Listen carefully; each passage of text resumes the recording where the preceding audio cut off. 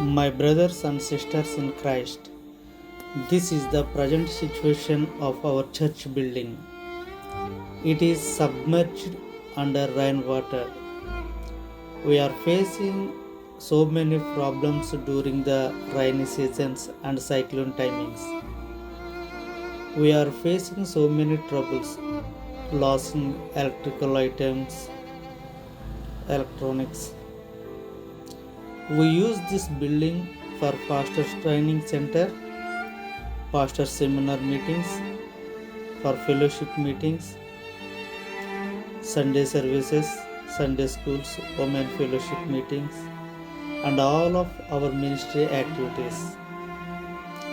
I hope that you can understand our miserable situation if the rain starts while we are running Sunday service. Another thing is, it is very small building. There is no sufficient room for church and ministry activities.